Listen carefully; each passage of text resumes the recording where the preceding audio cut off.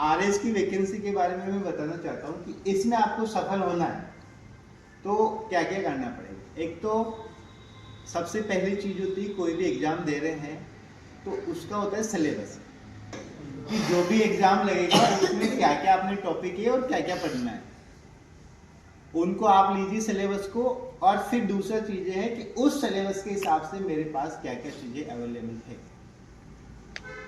अगर नहीं है तो आपको कहीं से भी उनको लाना है। तो किसी भी चीज को अपन सरल से कठिन की ओर बढ़ते हैं तो वो रास्ता तय करना थोड़ा आसान हो जाता है।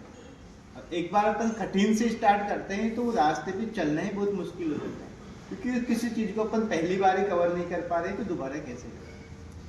फिर आपको एक बार सिलेबस मोटा मोटा कवर हो गया इजीली, फिर उसको डीप में घुसना है। दूसरा होता है कि एक बार सिलेबस कवर किया फिर देखिए वापस सिलेबस को देखिए कि कुछ चीजें मेरी छूट तो नहीं गई, उनको वापस इंक्लूड कीजिए सिलेबस में कि ये चीजें छूट गई है मेरे को। अब एक बार आपके पास तैयार हो गया कि मेरे पास मैटर है, अब मेरे को इसी को बार बार पढ़ना है।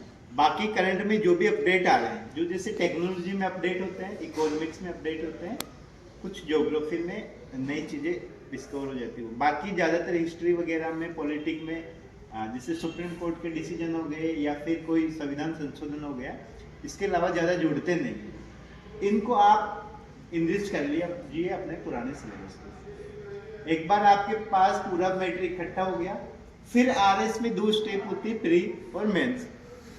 प्री में तो आपको जैसे और एग्जाम लगते हैं वैसा ही लगता है।